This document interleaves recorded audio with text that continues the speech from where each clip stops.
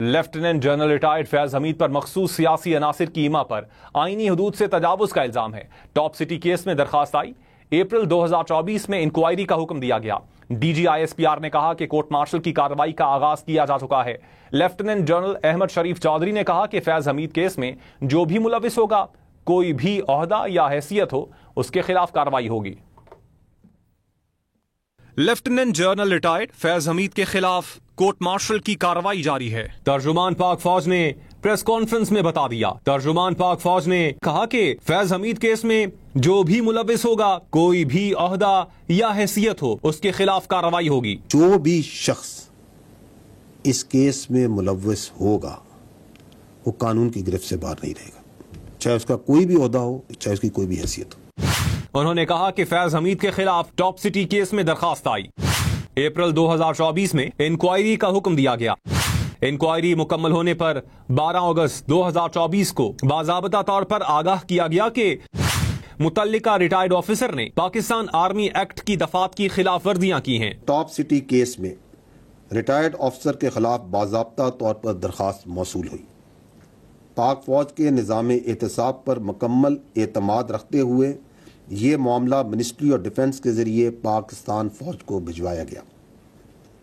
April 2024 میں پاک فوج کی طرف سے ایک اعلیٰ سطح کی کورٹ آف انکوائری کا حکم دیا گیا تاکہ اس کیس کی مکمل تحقیقات کی جا سکیں۔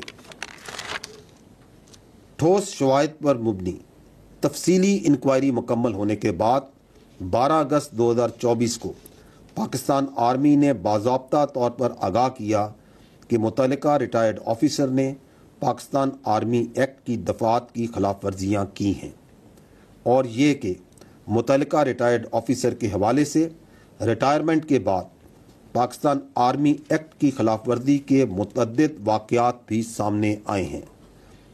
ان بنیادوں پر فیلڈ جنرل کورٹ مارشل کی کارروائی کا آغاز کیا جا چکا ہے۔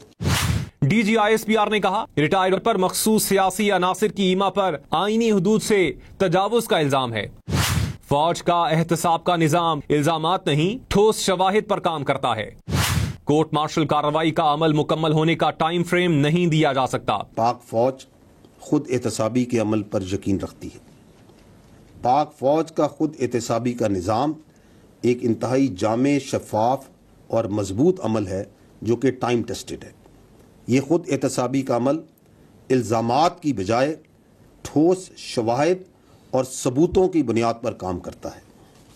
یہ بات اہم ہے کہ جب بھی فوج میں قائم قوانین اور ضابطوں کی خلاف ورزی ہوتی ہے تو یہ مضبوط خود احتسابی کا نظام بلا تفریق تیزی سے حرکت میں آتا ہے۔ انہوں نے کہا اگر فوج میں کوئی شخص اپنے ذاتی مفادات کے حصول کے لیے کام کرتا ہے یا کسی مخصوص سیاسی ایجنڈے کو پروان چڑھاتا ہے تو پاک فوج کا خود احتسابی کا نظام حرکت میں آ جاتا ہے۔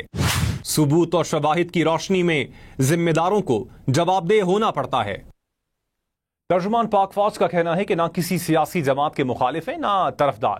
پاک فوج قومی فوج ہے جس کا کوئی سیاسی ایجنڈا نہیں۔ لیفٹیننٹ جنرل احمد شریف چودھری نے پریس بریفنگ میں کہا کہ فوج کا ہر حکومت کے ساتھ پیشہ ورانہ اور سرکاری تعلق ہوتا ہے۔ اتفاق ہے کہ فوج کو کسی بھی مخصوص سیاسی مفاد کے استعمال سے دور رکھا جائے۔ پاکستان آرمی ایک قومی فوج ہے اور اس کا کوئی سیاسی ایجنڈا نہیں ہے، نہ ہی یہ کسی سیاسی جماعت کی مخالف ہے اور نہ ہی طرفدار۔